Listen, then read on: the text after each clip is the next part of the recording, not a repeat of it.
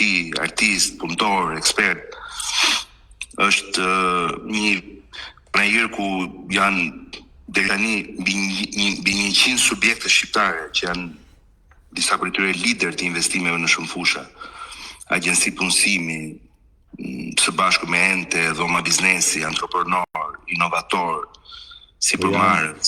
Janë dhe këta operatorët turistik shqiptar të Shqipërisë bashkë me kompanitë e ndërtimit, po?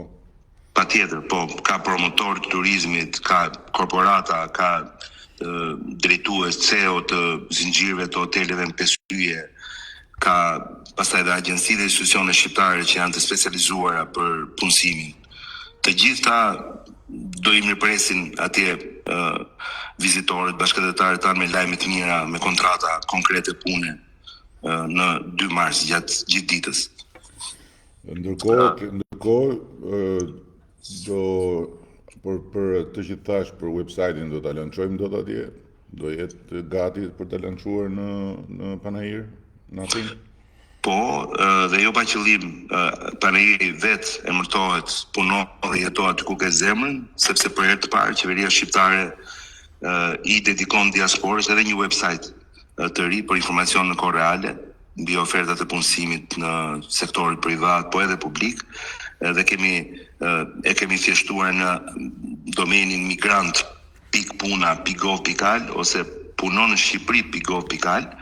Janë 2, në mënyrë që të jenë ato 2 krahët të aksesueshëm, ku ofrojmë informacion të vlefshëm për integrimin dhe programet mbështetëse mbi familjen, strehimin, formimin profesional, startupet apo fillimin e një biznesi dhe të gjitha aspektet sociale. Okej, mirë. Hajde se jam live tu tani në Facebook. Hajde se mirë pafshim. Okay. Isha me Ministrin e Ekonomisë të Kulturës dhe Inovacionit për panajirin. Kemi një panajir të madh në Athinë në 2 mars.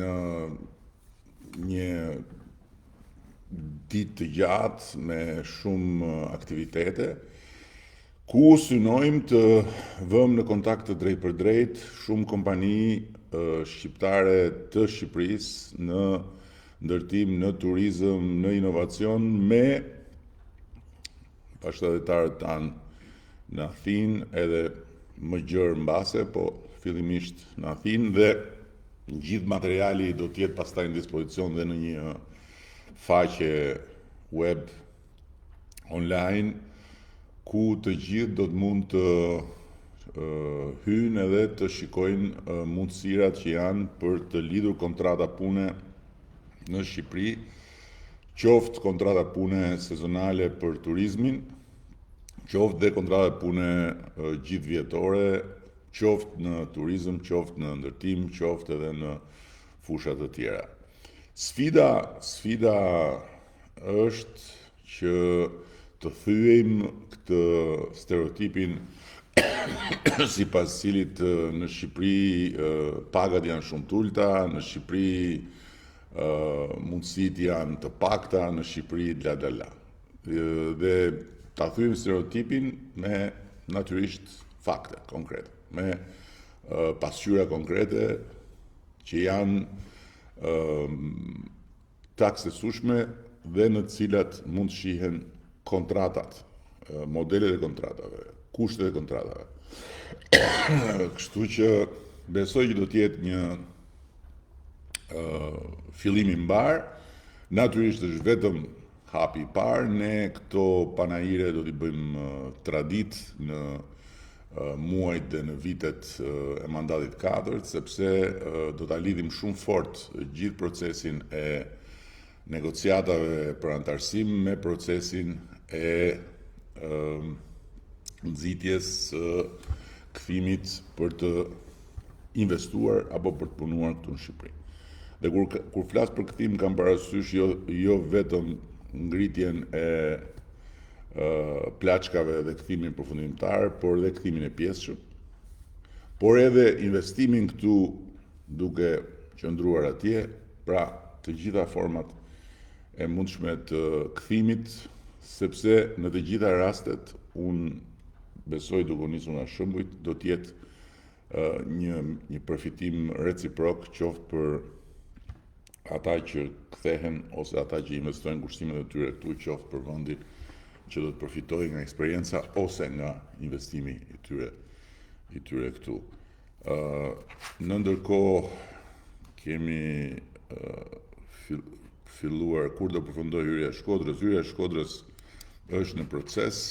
Kemi pasur një procedurë jo të lehtë dhe jo dhe aq të shpejtë për arsye teknike me shpronësimet. Gjithçka është gati. Projekti është fantastik, edhe Shkodra më në fund do bëhet qytet siç i ka hije, me hyrjen siç i ka hije, sepse deri më sot ka qenë e fshehur pas një hyrje katastrofike edhe krejtësisht pa denjë për emrin edhe për reputacionin e Shkodrës. Po më fal, po. Alo? Po se jam këtu, jam live këtu, më thuaj.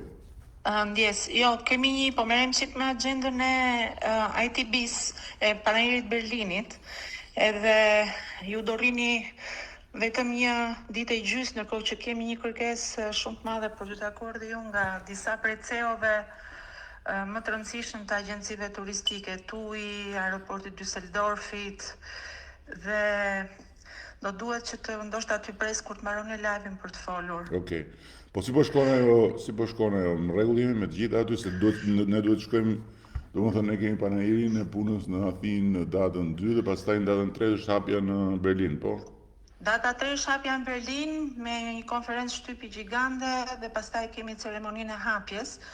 Është vërtet konferenca shtypi do gjigande se ne jemi vendi nderit atje, jemi bashkë me, domethënë është hapja e përgjithshme apo? Do me thënë, Shqipëria këtë vit është vendi i nderit i panairit, por duhet kemi parasysh që është panairi më i madh në botë. Dhe për shembull, për t'ju thënë që vitin që vjen, vendi i nderit do jenë Maldivet, kështu që dhe për zgjedhja është bërë nga ata, ndryshe nga ku zakonisht aplikon vendi që do ta ketë këtë status. E kanë bërë ata që në 2023, kur panë performancën e Shqipërisë, praktikisht kanë ndjekur gjithë shifrat se si ka ecur edhe në ekonomi edhe në shifra të vizitorëve. Për t'ju dhënë një ide se sa e madhe është, për shembull që aty marrin pjesë rreth 200 shtete dhe rajone të botës, kami 150.000 pjesëmarrës, rreth 6.000 ekspozues në konferencën e shtypit që praktikisht ju do keni të hënën në mëngjes në datën 3 do ketë mbi 5.000 përfaqësues mediash, gazetar, bloger. Pra është vërtet një ndërmarrje gjigande dhe një përgjegjësi shumë e madhe për gjithë ne, po shkojmë me një ekip, praktikisht pjesa teknike ka shkuar, ka filluar ndërtimi i stendave, se do të kemi po një stend gjigande me rreth 100 pjesëmarrës operator që vijnë nga Shqipëria.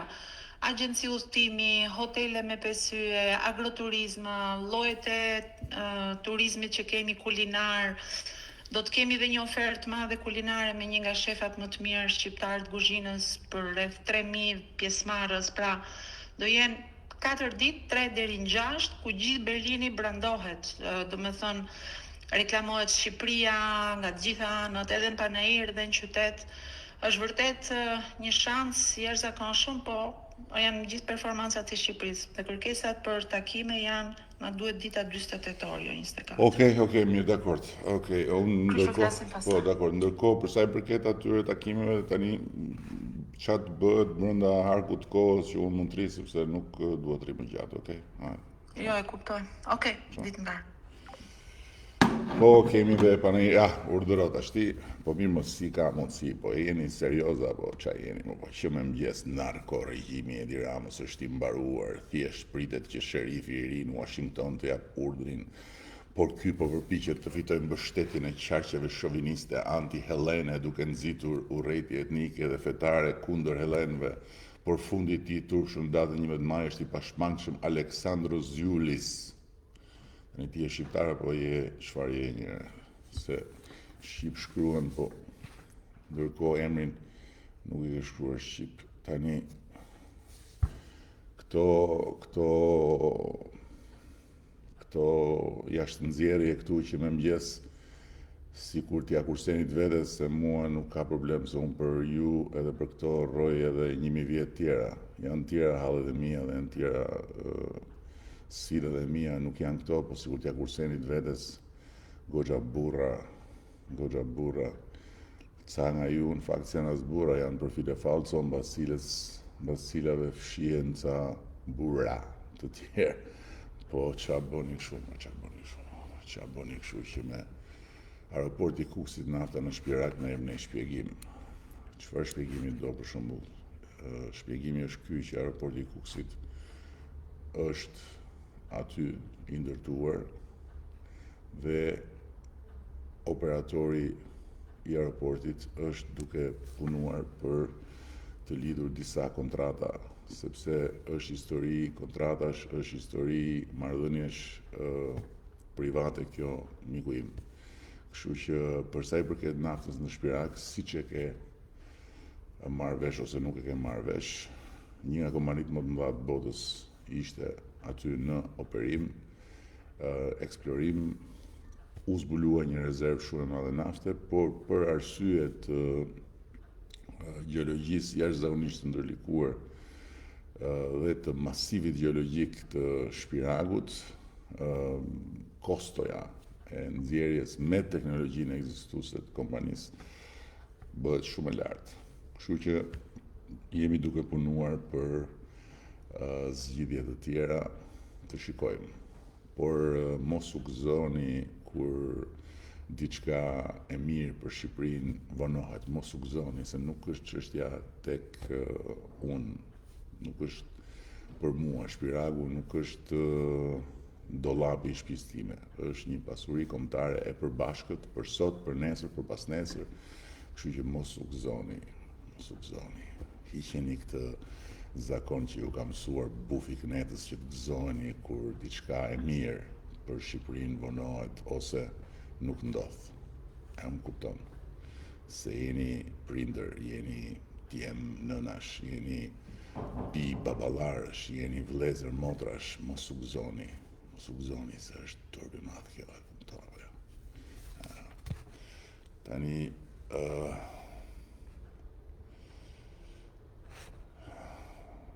po si ne s'ka thot kreal, po pse e ke vën kreal, pse vën kuak. Ne jemi akoma fanar ndëqus në Bridha dhe Retikut marsh nga ditët e këtyre të pranishmëve sultani. Po ti ku je, nuk je i pranishëm, apo ti futesh këtu vetëm që të krijosh pak hilaritet me të pranishmin. Të ka zënë frika, po erdhi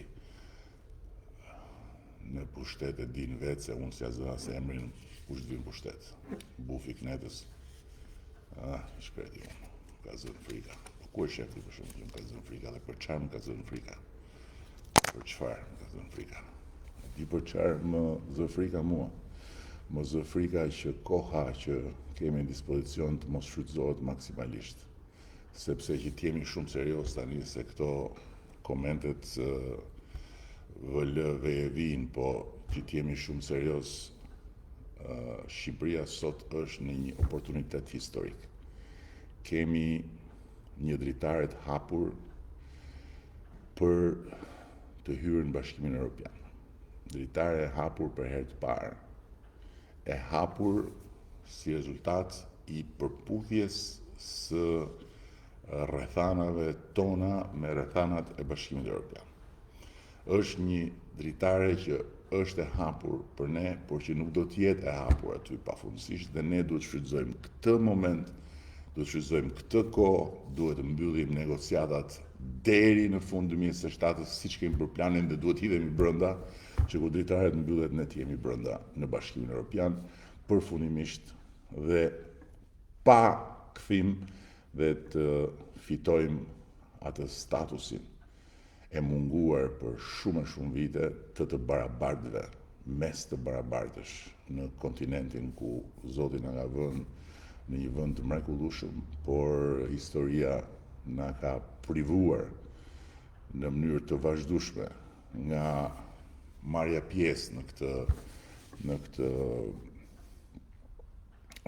kontinent në anën e mirë të tij.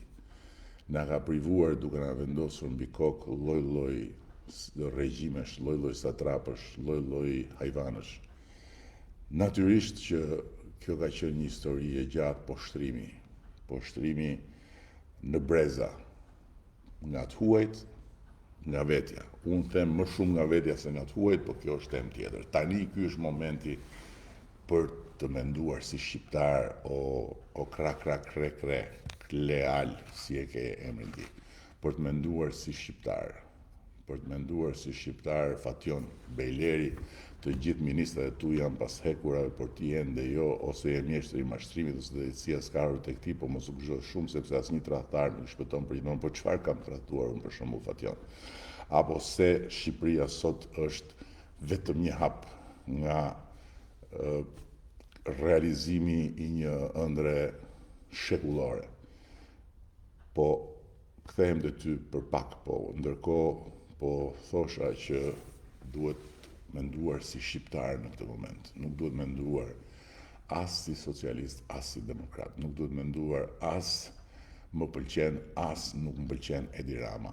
As sa ministra janë burg, as sa ministra s'janë burg. Se po që puna aty edhe mund ta bëjmë llogarin, në 3 mandate kanë qenë rreth ose mbi 60 ministra, numërojni pak, 2 ministra janë dënuar nga mandati i parë, njëri i Partisë Socialiste, njëri i aleatit strategjik, ndjes pas Partia Aleate Strategjike, pastaj 1/3 në paraburgim sot e gjithë ditën, por i pa dënuar ende, që prezumohet i pafajshëm sipas drejtësisë europiane, dhe 1/4 në Arrati, zëvendës kryeministri. 4. Okej? Tani, nëse sot juve, ti Fatjon, dhe kuat dhe krat, flasin për luftë kundër korrupsionit dhe për ministra dhe për njerëz lidhur me pushtetin të hetuar dhe në gjykim apo të gjykuar, e dini pse ju erdhi dita juve të flisni? Sepse këtë ditë e solli Partia Socialiste e Shqipërisë. Këtë ditë e solli kjo forcë qeverisë, këtë ditë e solli kjo vendosmëri, këtë ditë e solli kjo ambicie dhe ky vizion për të hyrë në Bashkimin Evropian. Kështu që fokusohuni tek kjo, fokusohuni tek ky mision patriotik, lërini broçkullat dhe mos humni kohë me kënetën dhe me llumin e kënetës, por fokusohuni tek ky mision historik. Kryeministrat vënë dhe kryeministrat vijnë. Dakord? Mua do më duhet të rri dhe pak. Dakord?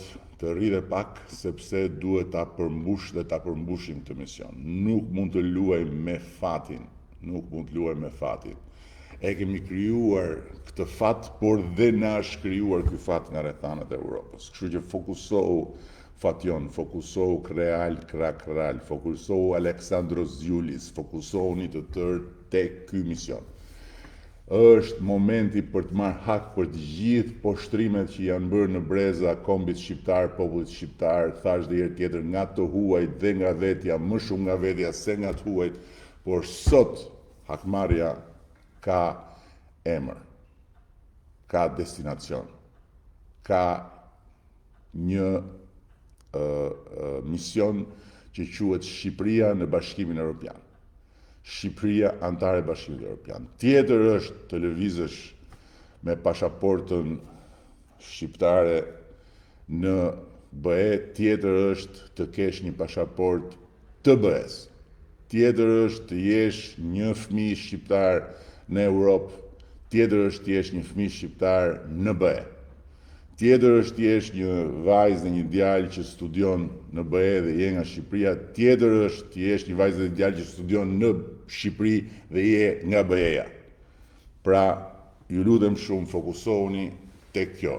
Ky është misioni ynë. Lërini këto të tjerat. Të gjitha i merr era fjalët dhe këto komentet.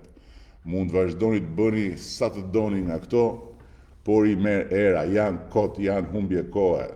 Janë turpe, dakord, turpe për ju, për veten tuaj, që hapni Facebookun edhe jashtë nxirrni fjalë fyese, jashtë nxirrni fjalë palidhe dhe bëheni zëdhënës të kënetës, bëheni papagaj, gjinkalla, insekte të knetës. Lërini këto.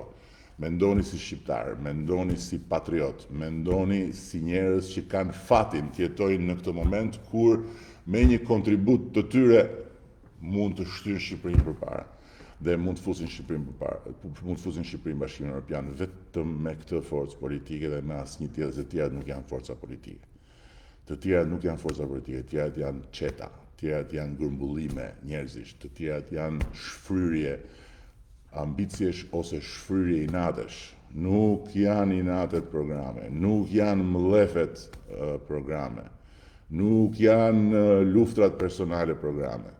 Nuk të qojnë asgjë kundi, nga ato janë bërë historikisht çorap shqiptarët.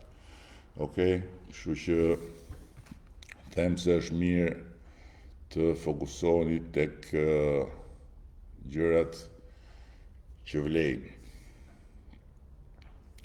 O gjigant 12 vite, kryeministët Kapaku, Timoni, Kusia, Këneta, nuk kanë bet fije, Krypet, Edmond. Të gjitha këto janë fjalë shqipe. Edhe Kapaku, edhe Timoni, edhe Kusia, edhe Këneta. Dhe janë fjalë shqipe që tregojnë thelbin tek i cili duhet fokusohesh ti për shembull. Sepse zgjedhja që ke në 11 maj është midis BE-s dhe Kënetës. Shumë e thjeshtë. O me ne në BE, o me bufin në Kënet. Me bufin në Kënet e ketë sigur që je me humbsat, e ketë sigur që s'ke asnjë satisfaksion, po mbi të gjitha me bufin në Kënet do ish në borxh me veten si shqiptar, do ish në borxh me familjen tënde, do ish në borxh me nipat dhe me mbesat, nëse ke nipa dhe mbesa akoma, do ish në borxh me prindit e tu. E di pse? Sepse të gjithë atyre ju duhet Shqipëria në BE. Dhe po jap dhe një sqarim tjetër për Shqipërinë në BE që t'jeni të qartë të gjithë ju që mendoni që kjo nuk na duhet, ose që BE-ja ka vdek, ose që Europa ka marrë fund, ose që bla bla bla. Përveç se me Shqipërinë në BE ne garantojmë 3 gjëra që nuk garantohen askund dhe që për ne kanë qenë halli i madh, dhimbja e madhe e historisë. Garantojmë që mos ketë më mungesë të lirisë individuale dhe liria individuale të jetë garantuar në të gjitha format dhe në të gjitha drejtimet. Garantojmë që sundimi i ligjit mos jetë më në diskutim dhe të gjithë jenë barabartë përpara ligjit dhe garantojmë që standardet demokratike të jetesës, të bashkëjetesës, të mos i prek më askush. Por nga ana tjetër, në BE ka 2 kategori shtetesh. Është një kategori që janë kontribusit, pra shtetet më të mëdha, më të zhvilluara, më të vjetra në BE, dhe është një kategori tjetër që janë përfitusit, ata që hynë më të rinj, më të brisht. Dhe momentin që një shtet i ri hynë dhe bëhet antar i BE-s, ai hyn tek përfitusit, që do thotë që kontribusit japin, përfitusit marrin. Është si një familje ku për shtetet në kategorinë e përfituesve ka mbështetje financiare ekstra që as nuk e arrim ne dot kur ta kemi dhe ta realizojmë jashtë Bashkimit Evropian. Kështu që është edhe kjo pjesë që do të thotë shumë më tepër projekte në infrastrukturë, shumë më tepër programe zhvillimi, shumë më tepër mbështetje për kërkimin shkencor, për universitetet, për arsimin, shumë më tepër mbështetje për kulturën, shumë më tepër mbështetje për inovacionin. Të gjitha këto janë fjalë vërtet, pra. Të gjitha këto janë BE-ja. Kështu që fokusohuni sepse dritaren me zije kemi hapur. Jemi gati të bëjmë kapërcimin e madh, historik, epokal. Është ngritja e dytë e flamurit. Është ngritja e dytë e flamurit. Kjo e hyrjes në Bashkimin Evropian. Është pavarësia e dytë e Shqipërisë. Prandaj, ju lutem, lërini broçkullat edhe fokusoheni ju që funksiononi si gjinkalla të knetës apo që jeni mbas profileve false, or Amazon, kokaina, bollë me mashtrime, populli beson e di që kjo video është bërë qysh para 3 vjetër. Cila video është bërë qysh para 3 vjetër? O të moshat ligat unë ty. Po me Goni Gali, Soros, Juri Kimi, Sinaloa, ty të paska bo kneta, të paska më shtjell komplet e di si janë më shtjell në ato vemjet. Kështu të paska më shtjell kneta ty, vlla, po s'duhet t'jesh as njeri real se shof, duhet t'jesh nga ato profilet false të knetës, vazhdo, s'ka asnjë problem. Viti 2025, plako flasim akoma për ujin, as 24 orë, jo, dëgjoj tani, më hape një temë që më pëlqen shumë. Në vitin 2025 ne flasim për shumë gjëra, dhe nëse ty nuk të pëlqen që ne flasim për ujin, unë po të kujtoj që kjo nuk është e lidhur me ne, dakord? Sepse Shqipëria ujë 24 orë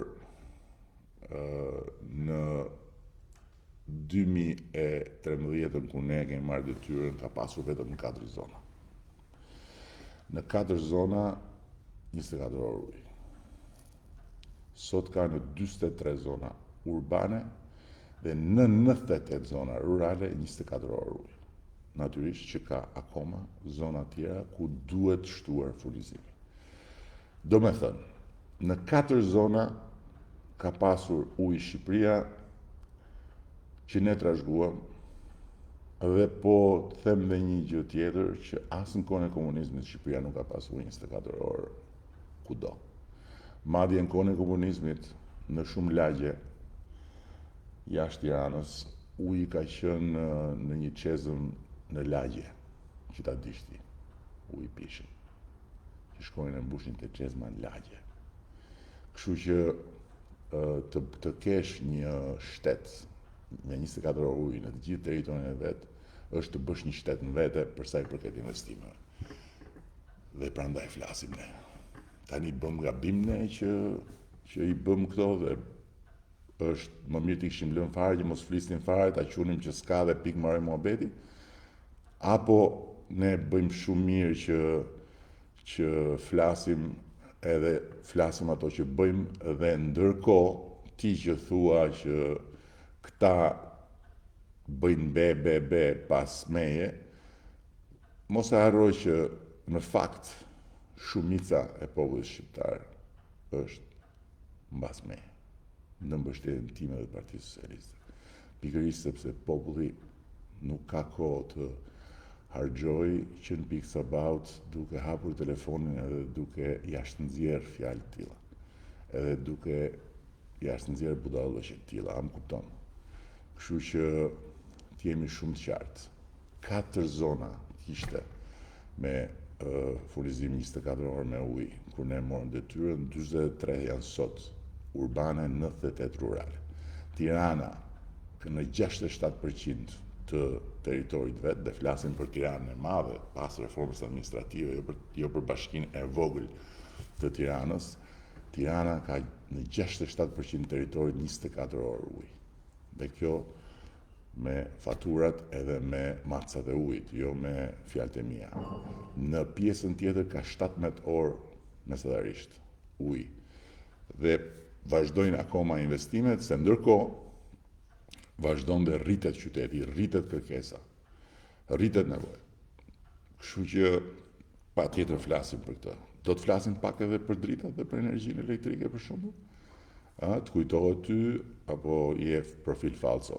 Po kush do qofsh mbrapa këtij profilit kujtohet kur morëm në detyrën se si ecej në për Tiranë, se s'po të llogaris qytetet e tjera.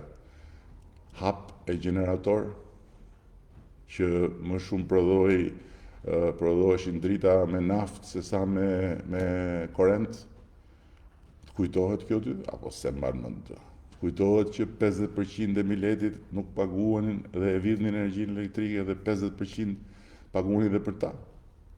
Edhe dini se çfarë ka rezultuar që është shumë interesant, shumica atyre që paguanin ishin fiks ata që votojnë Partinë Socialiste. Budallëjt mëdhenj ne me fjalë në thonjza. Budallëjt mëdhenj ne, që hapim luftën kundër korrupsionit, siç nuk e ka bërë kurrë ndonjëherë, që bëjmë një reformë drejtësi që kush asnjëherë s'ka guxuar ta bëj, prej 1912-s, që i japim shpatën në dorë, shpatën e pushtetit politik, që deri dje therte në fyt drejtësinë, ja dorëzojmë drejtësisë, që të godas edhe mbi trupin tonë, sepse ne jemi këtu për të bërë Shqipërinë shtet, për të bërë Shqipërinë me drejtësi, nuk jemi këtu për të kontrolluar drejtësinë për ta lënë Shqipërinë jashtë Bashkimit Evropian e jashtë shinave të historisë, edhe ta çohesh ti zotrote me shokët e tu të Knetës, edhe na tregoni juve hajdutët, na tregoni juve burgun, na tregoni juve se kush do hyjë, kush do dalë nga burgu. A kuptoni se sa larg realitetit dhe se sa larg përmbajtjes së gjithë përpjekjes që unë së bashku me Partinë Socialiste po bëjmë jeni apo jo? A e kuptoni se si ju ka marrë bufi Knetës, ju ka bërë si insekte që edhe s'dini fare se çfarë flisni apo jo? A e merrni vesh apo se merrni vesh? Po gjithsesi jeni pakic edhe duhet parkim në tokë tek bloku se kemi shtëpit. Miku im nuk e di eksaktësisht pse po ma thua këtë, por nëse e ke fjalën për bloku këmbësor është në radhë parë mirësia e atyre që banojnë aty dhe e gjithë atyre që pastaj do ta shijojnë atë territor, ndërkohë që sigurisht për ata që kanë shtëpitë aty dhe që kanë parkimet nëntoksore tek pallatet, do mund të kenë një kartë veçantë për të hyrë në parkimet e tyre, nuk diskutohet siç bëhet në gjithë botën. Ndërsa të tjerët do duhet të ecim pak, do të bëjmë parkime nëntoksore të tjera. Edhe në sheshin në Tereza kemi një plan të bëjmë një parkim të madh nëntoksor, edhe aty mbas Akademisë së Arteve projekti është gati dhe do të fillojë parkimi nëntoksor. Kështu që janë gjëra që i kemi mirë parasysh. Çfarë thot ky? Se këta kanë dhe çfarë thot ky?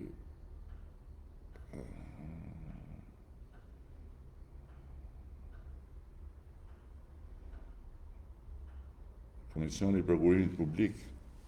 Komisioni i Prokurimit Publik është një nga strukturat më të vlerësuara nga Bashkimi Evropian dhe në Prokurimin Publik Shqipëria është në vendin e parë në rajon me 80 pikë, edhe i dyti ka 71, të tjerët janë nga 59-50 pikë që ta dish. Kështu që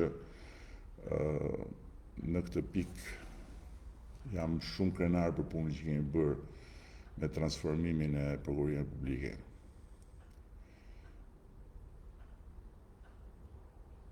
Na fol pak për zhvillimin në Amerikë, për raportet me Sorsin dhe lidhjet e tua me agjendat walk off, deksha unë për ty. Prit ta shoh pak, jam shqiptar, i mësove agjendat walk. Çfarë do t'i dish për shembull për Amerikën? Çfarë do t'i dish për marrëdhënien me Sorsin? Ku e ke, apo ta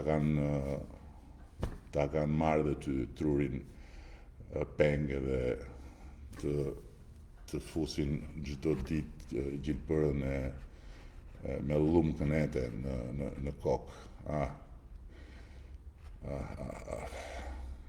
Fol pak për agjendën në Amerikë, do ta shihni në Amerikën, mos ki merak.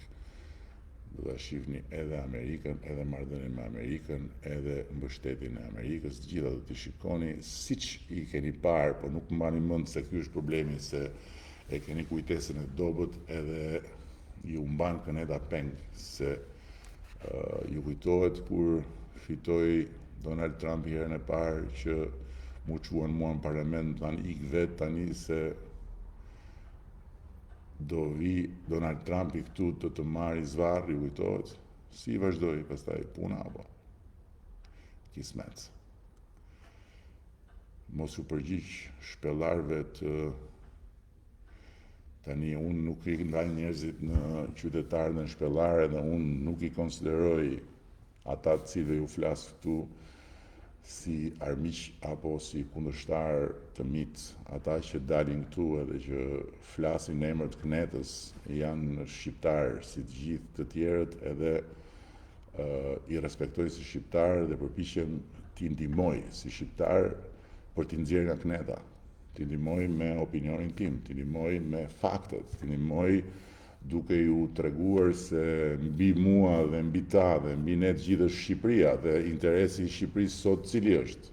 Të kthehet në Kënet, po e parafityroni vetëm një sekond parafityroni Shqipërinë të përfaqësuar nga bufi i Knetës. Kështu që në këtë sens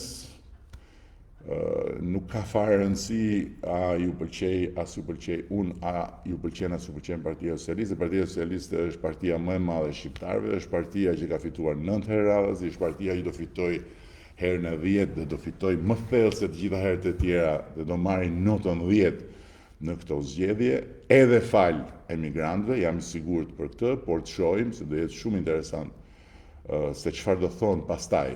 Me siguri do thonë që vajtëm i blem dhe emigrantët, nuk diskutohet, sepse Këneta karakterizohet nga pafytyrësia.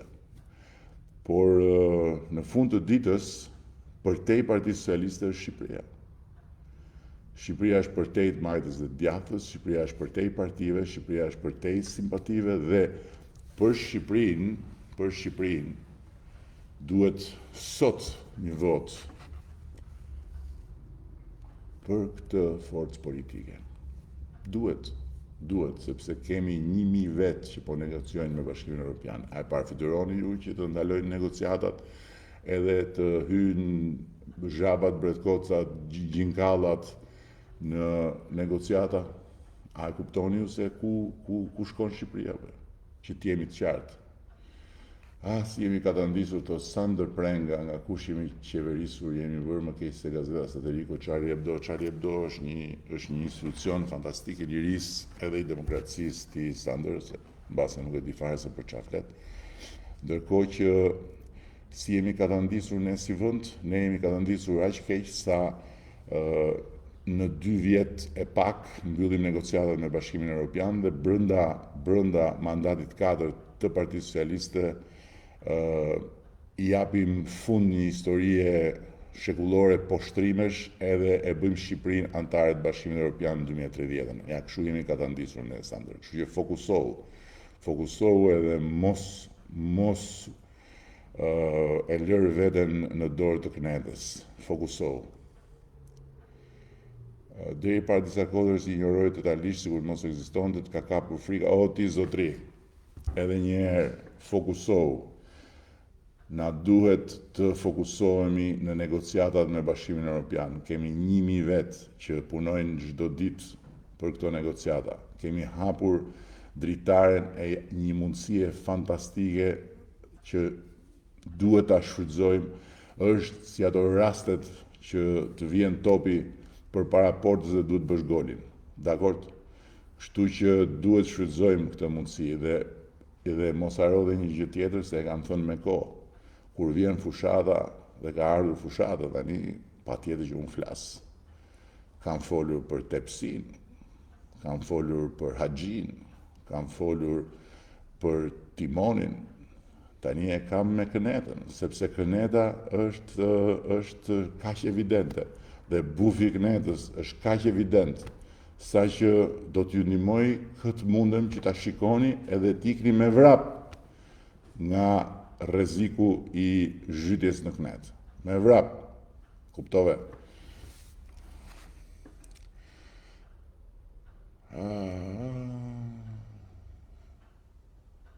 Çka janë to?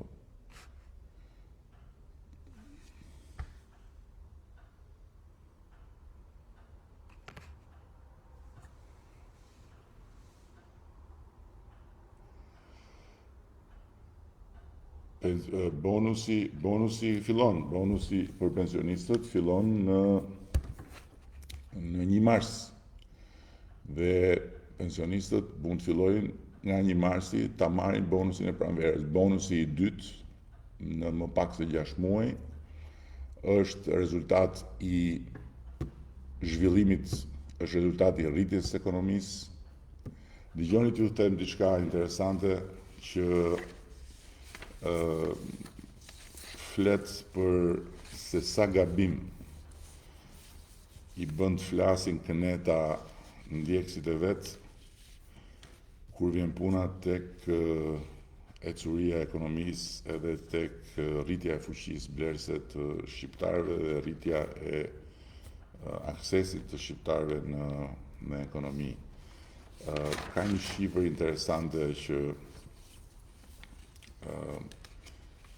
doja ta ndaja me ju.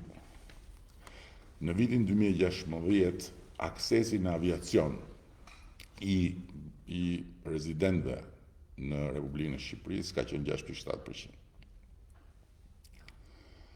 Ndërkohë që në vitin 2024 është rritur në 32%. Dhe 32% akses në aviacion është një nivel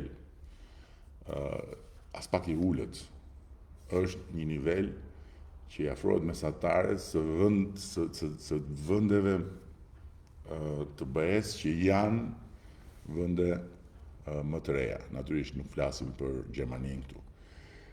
Pra, çfarë thotë kjo? Që është rritur apo që ka rënë ekonomia? Dhe nga ana tjetër, kjo thotë dhe një gjë, që kemi bërë një punë të jashtëzakonshme, sepse ju kujtohet se çfarë tmerri ishte me kostot e fluturimeve në Shqipëri për shkak të koncesionit të aeroportit tek një kompani kineze.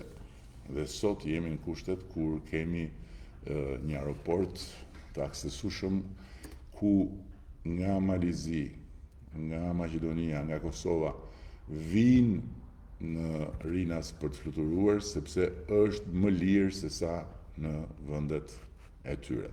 Dhe këtë e kemi realizuar ne me politikën tonë të hapjes dhe të rritjes së konkurrencës duke dalë nga kurthi i një koncesioni të vjetër që për një kohë gjatë i mori shpirtin shumë kujt që fluturoi nga Shqipëria ose për Shqipëri dhe në radh parë atyre që vinin në Shqipëri nga emigracioni. Dhe e fundit që kam për sot, kur ne kemi marrë detyrën, kishte 117.000 subjekte biznesi. Sot ka 250.000 subjekte biznesi. Tani kjo çfarë tregon? Kjo tregon se jemi më mirë se ç'kemi qenë kur ndonjëherë, natyrisht në raport me vetveten flas, sepse që duhet jemi ende më mirë, kjo nuk diskutohet, dhe prandaj jam këtu. Prandaj vazhdon betejë. Apo kjo tregon që jemi më keq? Si thonë. Po, ta mbyllim me këtë Skënderbeut Bajrami që thot në fund të flasin rezultatet, lëre të gjykoj koha dhe mos u lodh me këta. Jo, me këtë të fundit jam dakord. Do lodhem me të gjithë sepse unë të gjithë i konsideroj përveç kuptohet këtyre specieve të knetës që janë të parikuperueshëm, janë të pashërueshëm, janë të pakorrigjueshëm. Janë mallkimi që e ndjek Shqipërinë që nga viti 1912, gjithë tjerët unë i konsideroj modra dhe vëllezër të një gjaku shqiptar. Kështu që qëllon që modra dhe vëllait mos jenë terezi, duhet i ndihmosh. Edhe unë bëj timen, por në fund ju them një gjë, harrojeni pëlqimin, harrojeni pëlqimin. Unë nuk kërkoj të bëj krushqi me ata që me askënd, po edhe me ata që s'më pëlqejnë. S'ka asnjë problem. Shikoni momentin historik dhe shikoni oportunitetin që kemi. Duhet të fusim Shqipërinë në Bashkimin Evropian, duhet ta marrim atë emrin Albania, se harrova. Duhet ta marrim atë emrin Albania, duhet ta vëmë tek kryeza e Këshillit Evropian. Edhe të jemi aty të barabartë, mes barabartësh, për gjithmonë. Jo më të poshtruar, jo më të parë nga lartë poshtë. Për të barabartë në zbarabartë, ky është fiksimi. Tani një porosi kam unë për shumë kënd në diasporë që akoma nuk ishte aprovuar regjistrimi. Kjo është karta e identitetit. Okay? Kjo është karta e identitetit. Tani, të gjithë atyre që nuk i është aprovuar regjistrimi, në një pjesë të madhe i është bllokuar për shkak se e kanë vënë nga këtej kartën. Mirë po, regjistrimi kërkon adresën dhe adresa është në pjesën e pasme të kartës. Kështu që do lutesha shumë atyre që nuk i është aprovuar nga KQZ-ja, nga platforma e KQZ-s regjistrimi, duhet ta vendosin kartën nga pjesa e pasme ku është edhe adresa. Adresa është diku këtu lart, këtu si bie këtu, po, dhe prandaj jo këtej, po këtej, në mënyrë që të marri adresën karta, ajo platforma e KQZ-s. U morën vesh, besoj që u morën vesh. Okej, po shko bëj një punë më mirë se sa futesh tu në Facebook edhe vjell. Bollë se, gjunaf. Të poshtruar, jo, thot, por të turpëruar, të poshtruar me dekada e me shekuj, po. Unë këtë fjalë di dhe këtë emër i vë kësaj. Ndërsa për të turpëruar, nuk e di ku e hodhe llafin, por ja ku jemi, kemi dritaren e hapur dhe na duhet që deri në 2027 ta mbyllim këtë punë. Që pastaj t'i japim kohë vendeve anëtare që të na miratojnë si antar të ri të familjes europiane në parlamentet e tyre, 27 parlamente. Kapito? Okej, ju të Instagramit në rregull, ju e shani fort, se ju e jeni të paduruar dhe mirë e keni. Edhe edhe mua padurimi më mban. Dakor? Kështu në këtë pikë jemi njësoj, po mos harroni një gjë. Shani sa të doni, po në fund votën e Partisë Socialiste e di pse. Për një gjë shumë thjeshtë, që vetëm ne e mbyllim të punën e Europës, edhe pastaj kur t'ju jap pasaportën, ku aty, siç është pasaporta Republika e Shqipërisë, sipër tjetë shkruar European Union, Union European, aty pastaj jeni të lirë, do shpëtoni dhe nga unë, edhe pastaj bëni çfarë doni, shifni e bëni, dakor? Po deri aty ama votën mua dhe Partisë Socialiste. Sharit mua pa tjetër, po dhe votën mua, okej? Mirë.